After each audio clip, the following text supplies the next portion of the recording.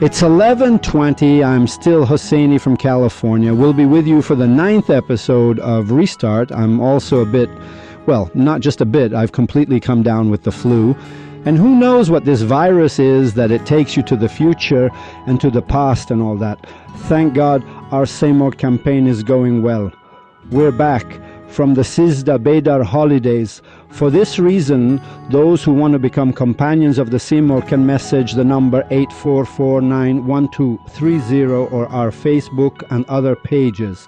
We are looking for 1,000 different companions. The 73rd path, or as some people say, "Sir, could it be the 73rd religion?"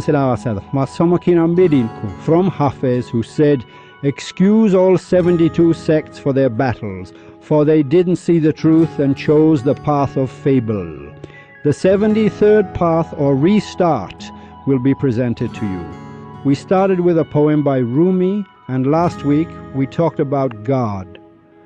We explained very clearly, specifically, and evidently that until we know the personality of this king, this sultan, this head of the department, and the laws of this department, until we know what rules this company has, we won't know what to do to please the company. We won't know what to do to please this king. For this reason, even the ass-kissing we do for a king whose character we don't know might backfire. For example, we might say, "Oh God, oh King, may your child take your place." And then we find out his wife can't get pregnant, he can't have children. That's why when we say, "May your child take your place," it's an insult, and he gets upset and has you beheaded.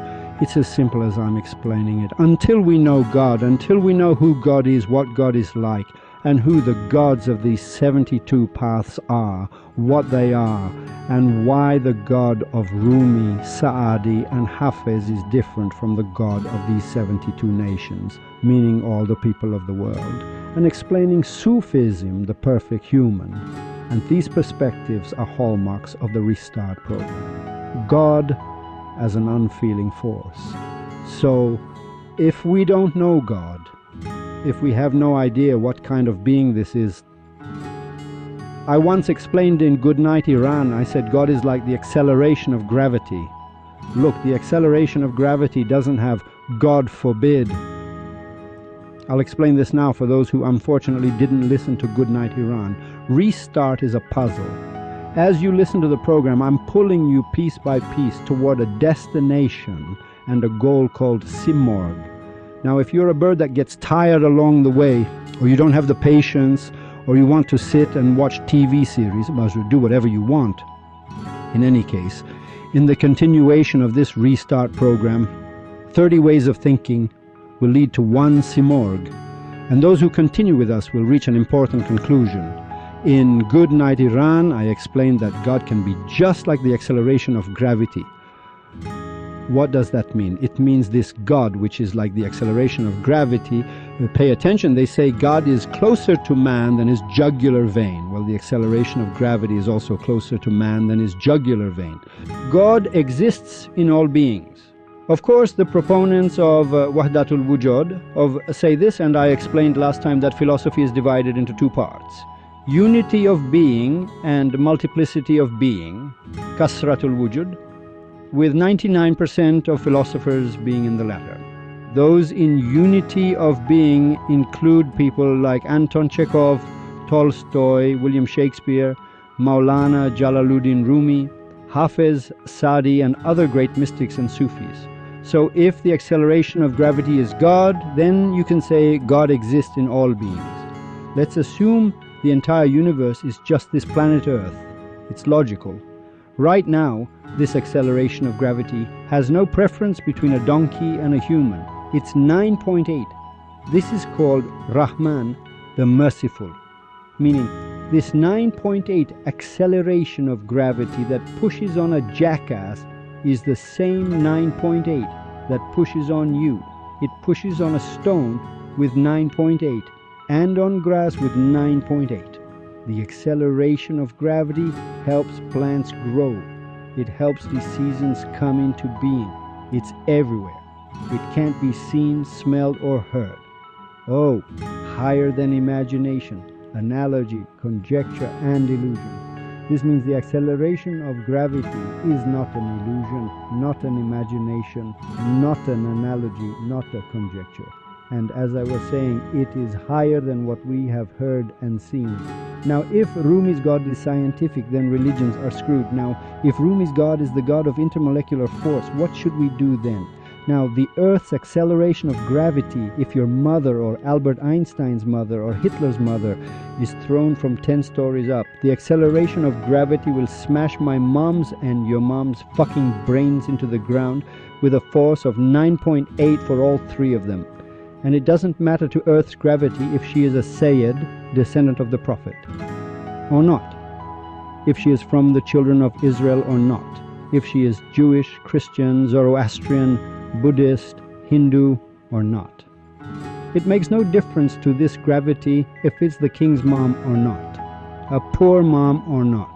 Whoever throws themselves from 10 stories is head first into the ground and dies. Now, if we explain that we should assume the acceleration of gravity is God, that God exists, then we can call this God a motherfucker curse. Why? Because whenever my mom is thrown down, I give this God a motherfucker curse. When your mom is thrown down, you can call this God a motherfucker curse. And there's another imaginary God in our minds, and that God is one where any mom who is thrown down doesn't die. Or at least we can say that some people think the Earth's gravity helps so the person doesn't fall head first. Well, if after death you realize that the God, the one and only, is like this, what do we do? Then what if the houris of paradise, instead of, say, kissing you, drive a nail down your throat? They're beautiful, you know. She comes looking beautiful, smiling, looks at you, and drives a nail into your body. It's really bad. It's better to have a horrible torturer than a beautiful houri hammering a nail into your eye. It's just so bad. What kind of God is this? Does the Earth's acceleration of gravity perform miracles? Yes. Plants are produced. That's a miracle. There are billions upon billions of miracles on this planet alone.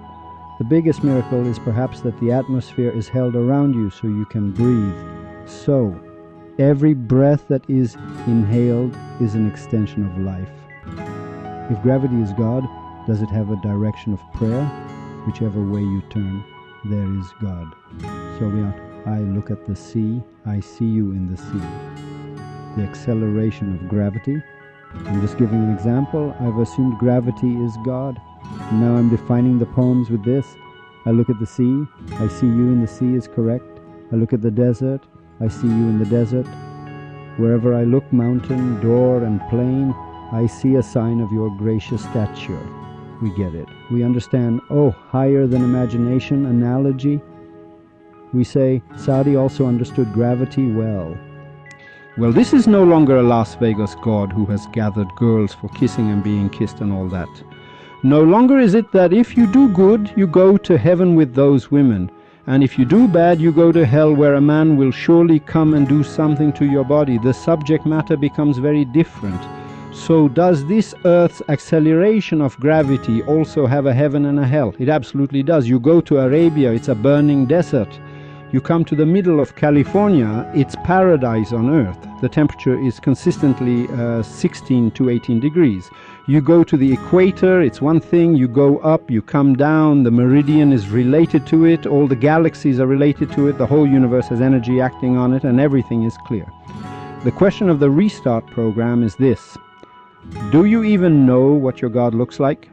Restart wants to explain Rumi's God. Is Rumi's God scientific?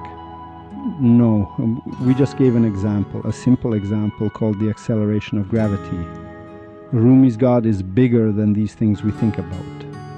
We want to explain the God of Rumi and Kagani and Attar. I have to explain this to you sometime. Attar's poems are poison for you and me. Reading Attar is poison. You shouldn't read Attar's books except for Memorial of the Saints, which is narrative. That's fine. But because Attar is for those who have entered mysticism, it's taught specifically to them. When Rumi says Attar traveled the 7 cities of love, the problem is that Attar is poison for you. Why is it poison? Because you won't understand a single thing from it. I don't understand it. Why don't we understand? Because he's talking about something else. He's talking about photons. Then a 10-year-old kid like Hosseini, who knows nothing about math and such, now you want to explain pre-integrals to him, or go higher, explain the Lagrange equation. He won't get it at all. He won't understand what it means, and it's poison, meaning he just won't get it. So, it's good to read Attar stories. For example, in the Book of Affliction, well, Attar himself is a topic that will be opened soon, so we've given an explanation about this God, about what this God could be like. Why does the whole world try to prevent Rumi's God from being known? What kind of God does Rumi talk about? Then we explain that Rumi's God, or the spirit Rumi explains, or the things Rumi says, are not things you can find in any old shop. It's completely against everything you've ever heard, read, and known. The story of Noah's son. I want to continue with the poem. So this puzzle is continuing. Let's go. We had reached the point where be silent so the spirit may breathe for you. Leave the familiar, board Noah's Ark. To continue the poem. For dear listeners who want to know, the topic is the poem The Elephant in the Dark House by Maulana. You can, as I mentioned, search for the rest of his poems on Google to listen to before we get there. We had reached this point. I will read the rest. Pay attention. In every verse, what does Rumi elevate? The authority for Rumi and Attar and these figures. When you want to talk about the philosophy of mysticism, you have to flush any authority other than Rumi down the toilet. Why? Because when you go to a university professor of, say, psychology, the theories of medicine or dentistry will be of no use to you, because they themselves are the gods of mysticism and Sufism. Now I'll read from it. After Rumi says this sentence about the spirit, he seems to mockingly connect it to Noah. Pay attention. From the elephant, he goes into the house, dissects it, throws the whole concept of religion up in the air, and then arrives at, be silent so the spirit may breathe for you. We might think he does this because he's running out of rhymes, but it's not like that. He says, leave the familiar, board Noah's Ark. Then, like a madman, after 20 to 30 verses of explaining things, suddenly, like a madman who remembers something mid-sentence and says, I adore your almond eyes, he swingingly connects it to Noah and tells Noah's story right after this. It's strange. I'll tell you now what Da Vinci codes are, what codes are hidden in Rumi that you have to come and understand. Look, right now I can say to you, hello sir, hello madam listener, this is Radio Pasfada, and then suddenly I say, bring on the Jingle Bells television. You'd say, how is that possible? This TV, this radio cuts off mid-sentence, just like those who have smoked hashish, those who have taken drugs. It's as if Rumi is either talking to stoners or he's talking about something else. In the middle of this high, he connects Noah's Ark to the story of Noah. Now, why they come one after another is interesting in itself. I'll explain that later. He says, like Canaan, who turned away in defiance, saying, I don't want the ark of Noah, the enemy. Canaan is Noah's son. The story of Noah is also a bit different between Jews and Muslims. The part about the flood covering everything is similar. Let me explain it very briefly in one line. As I was saying, only the Muslim Quran says that Noah guided people for 950 years, and not a single idiot believed, except for a few people, and then the flood happened. His prophethood continues after that, and so on. But generally, the Jews also consider Noah's lifespan to be around 950 years. What does that mean, they say, at 600 years old? Now, since I read the Torah a long time ago, I don't want to give the exact number, but it says he began guiding for about 100 and some years. Meaning before that, they didn't listen.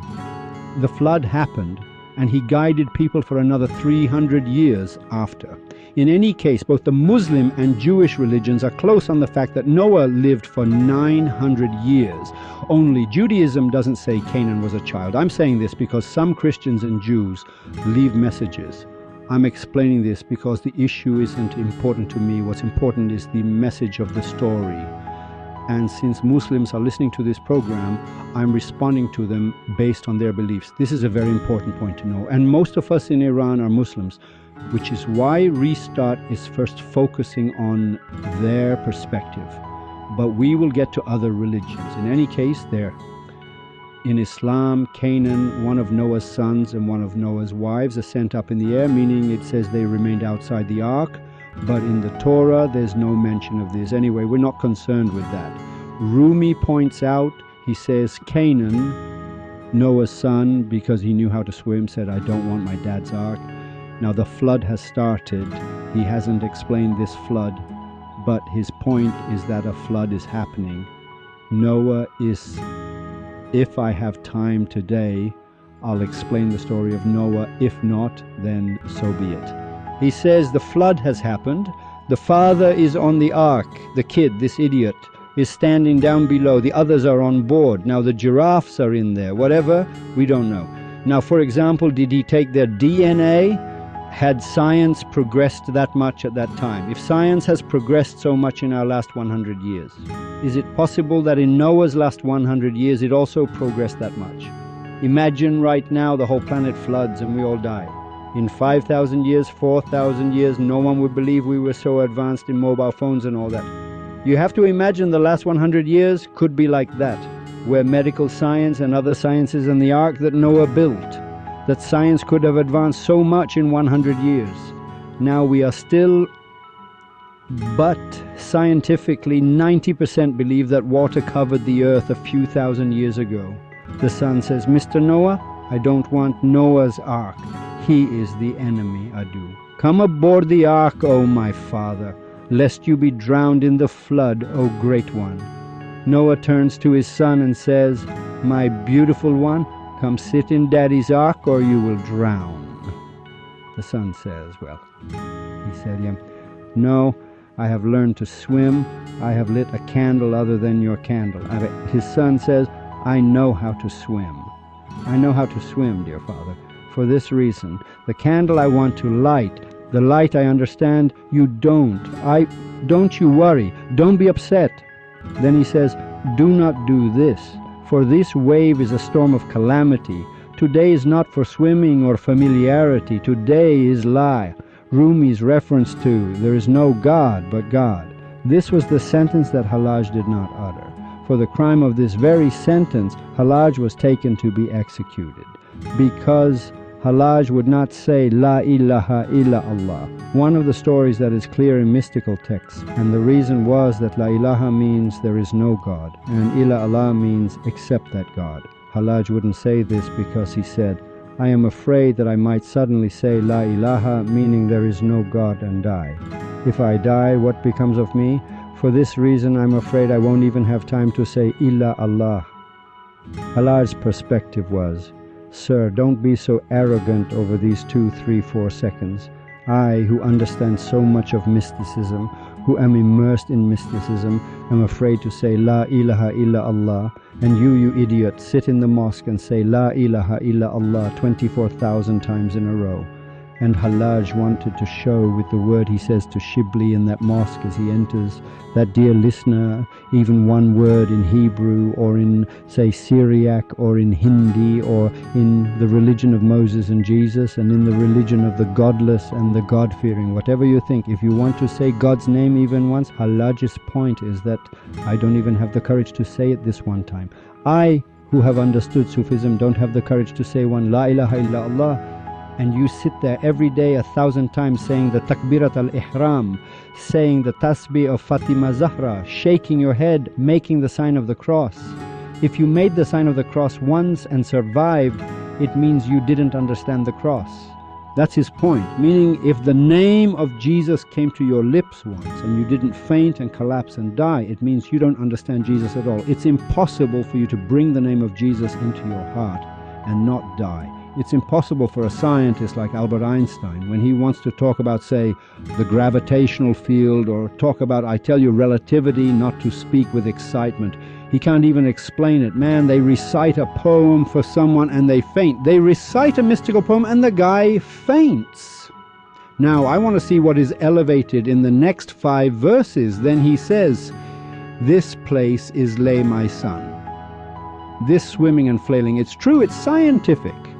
You're a strong swimmer, you have status, you have medals, but this storm will mess you up. This is La, meaning God. This God of yours, you used to swim in his sea, he was your God, your arms and legs helped you, but now they won't help. The wind of wrath, the candle extinguisher, finds no peace except in the candle of truth. He tells him, "My dear sir," the father says to the son, "look, only this candle that God has lit today will remain, and that is this ark. Otherwise, nothing else will remain." Now this story of Noah could also be symbolic. It doesn't matter, the message is what's important. He said, "No, I'm going to that high mountain. It is my protector from all harm." He tells his father, "Dad, I'm going to that mountain. I'll stand on the high peak and nothing will happen to me. Don't you worry. Do not do this, for that mountain is but straw at this time. It gives no refuge but to its own beloved." Noah tells his son, "My boy, my beautiful one, that mountain is straw right now. You don't know what kind of storm is coming." He said, "When have I ever listened to your advice? How could you expect me to be of your kin?" He says, "Yeah, Dad, when have I ever listened to you? And how can you think I'm from your lineage, your family, or one of those who listens to you? Your words never please me. I am free of you in both worlds." He said, "Dad, I hate you in this world and the next. Don't you worry. Do not do this, Father, for it is not a day for heirs, for God has no kin and no partner. You have done so until now, but whose heirs are these now? In this mighty court, whose heirs are valid?" Now the father is struggling to get his son onto the ark. From here, in 2 verses, Rumi blows the whole system sky high. The son's response is, "By God, stronger than any psychologist or atheist." The father says, "My son, you will be killed here." Noah says, "Son, you will be killed now." Noah. To God has an ark, just cling to God and God will save you. The son says, "Isn't he unborn and unbegotten, lam yalid wa lam yulad, from eternity? He has no father, no child indeed. How would he indulge the children? How would he savor the love of fathers?" The son gives a tooth-shattering reply to his dad. He says, "Dad," he says, "What?" He says, "Didn't you say this God of yours was neither born nor begets?" He says, "Yes." He says, "This God of yours is not a good God because he has no children. He's embittered. He doesn't understand the pain of having a child. Meaning, because your God neither begets nor was begotten, he doesn't understand this feeling of yours and mine that I am drowning in this sea and you are being saved." He calls God into question using psychology. He says, if this God had a child, he would understand this paternal filial love. So this God doesn't understand the story of Rostam and Sohrab. So this God doesn't understand the story of Layla and Majnun. Why? Because he has no love, no wife to understand this. He calls the entire concept of Noah's one God into question. The father says, "Ha! I am not a husband. I am not lustful. Leave your heirs here, O youth. Other than humility, servitude, and desperation, nothing has merit in this court." The father says, "Look, this court is only a court of humility, servitude, and desperation.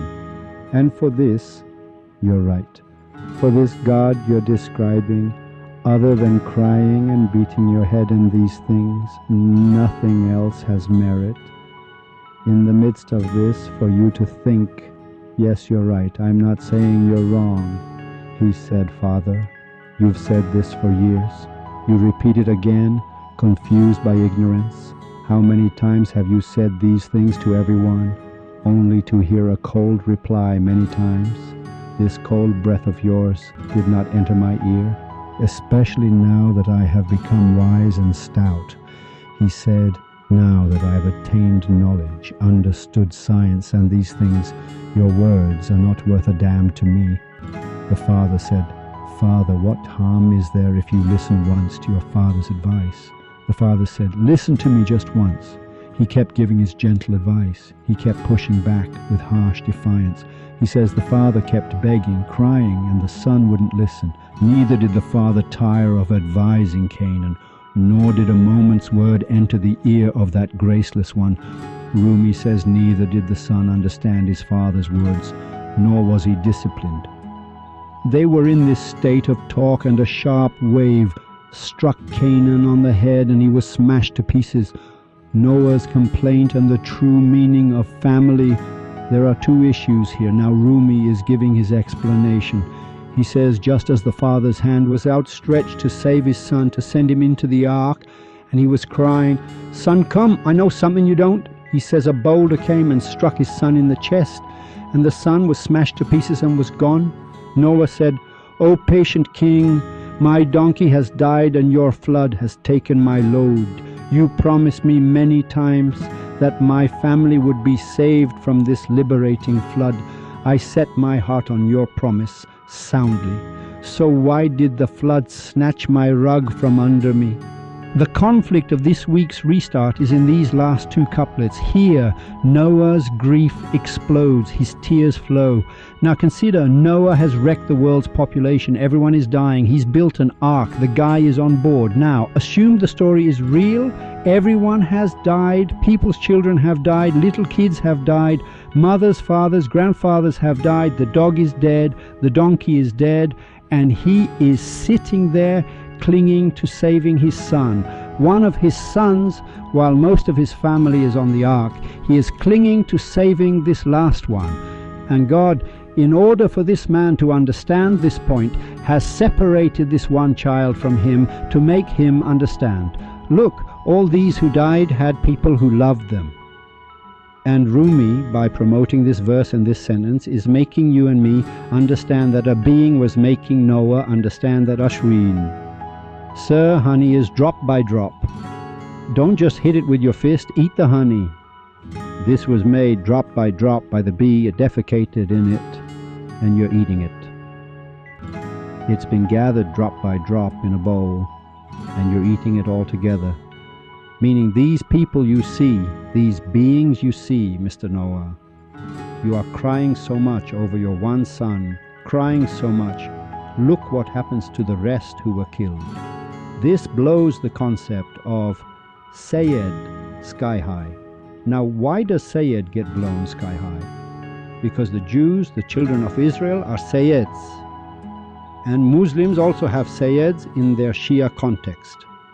He blows it all sky high in these two verses. Noah turns to God and says, God, I'll read the exact verse from the Quran for you. My Lord, indeed my son is of my family, and indeed your promise is true, and you are the most just of judges.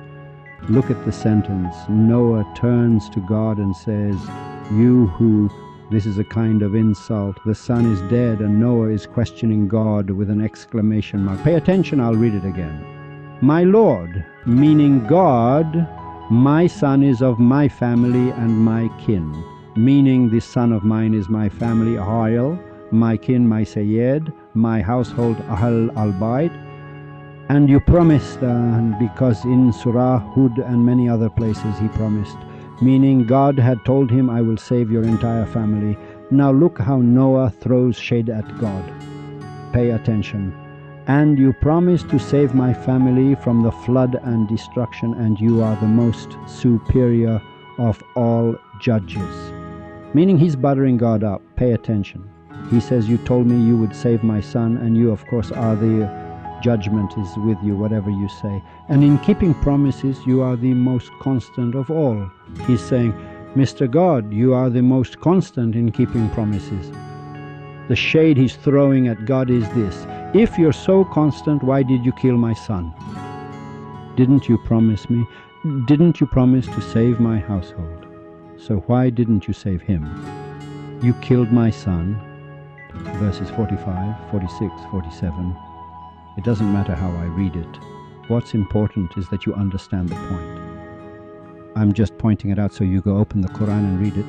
Surah Hud, 45, 46, 47. Go read it from there. God said, Noah said to his Lord, "My Lord, indeed my son is from my family, and your promise is true, and you are the most just of judges." He throws shade at God. So if you are the most just, if this is how it is, why did you kill him? And God says in the Holy Quran, as our esteemed Muslims say, God Almighty says, "O Noah, indeed he is not of your family. He is one of unrighteous conduct. So do not ask me about that of which you have no knowledge. I advise you lest you be among the ignorant." Meaning God is saying, which idiot told you a Sayyid goes to heaven? Which idiot told you that the Sadat, descendants of the Prophet, are saved? My household and these things, the household al-Bayt, isn't by family name. The household might have the family name Hosseini tonight, and the day after tomorrow its family name might be Ghasemi. Then it's possible that Sufism isn't like that, suddenly from Plato, and Plato's family name is from somewhere else. Then Sufism suddenly appears in Rumi. Then the Sufism of Plato and Socrates, who are Sufis, Sufism, not Aristotle, these two are stuck on what, man? They're stuck on the perfect human. That one is Greek and Roman and so on. Over here, Rumi and Attar are stuck on an Iranian perfect human. Sufism isn't a family name. Sufism isn't by race. It might be that 3 or 4 children in a row suddenly become part of the perfect human, reach a high station, as has happened in history over these 100,000 years, but it's not related. Suddenly you see a Sufi pop up from somewhere else. A perfect human in their lifetime might produce 1 or 2. It's rare for a perfect human to have produced 5 Sufis. The rest are mystics. He might have produced 100 mystics on earth, one of them in the middle of Christianity with Christian clothes, one in the middle of Shia Islam with Shia clothes, one among the cow worshippers you wouldn't even know. That's why the Sheikh tells Nader Shah Afshar, "By whose order did you destroy those places of worship of the infidels, as you call them in India?" And he calls it into question. The concept of Sayyid is completely called into question by Mr. Maulana Jalaluddin Muhammad Rumi Balkhi. And this sentence is being read by someone whose name is Sayyid Muhammad Hosseini, like Sayyid Mosleh al-Din Shirazi or Sadi. Pay attention. And in any case, he calls it into question. I think this is enough for now. Up to this verse where we went and Noah cries before God that you were supposed to save my household. So 1, God completely went back on his word from Noah's perspective. Number 2, God tricks Noah. Why does he trick him? Because he wants to make Noah understand what household al-Bayt means. He messes with Noah. Noah cries and says, "You promised me," and God, in response to his promise, says, "You didn't understand what household means. I spoke correctly. I said I would save your household. Your household is that lady whose family name is Shingili Bunjili. It has nothing to do with you. And this jackass that's on the ark is more important than your household." These are the mystical points of Rumi, meaning the station of the jackass is higher than the Sayyid in Noah's ark, because the jackass got on Noah's ark, but that Sayyid gets hit by a boulder that now goes into his chest. And 1,000 other points. It's 11:56. I'll say goodbye to you until next week or another restart. I am still Hosseini. Advertise, share this video on Facebook, announce our Telegram. These things, you are the media now. Do this so that we can get to much deeper points in Rumi. Our campaign, $1 or $100 doesn't matter. What's important is that you are different and you are present and you say, "I am one of 1,000 different companions." Farewell, dear listener.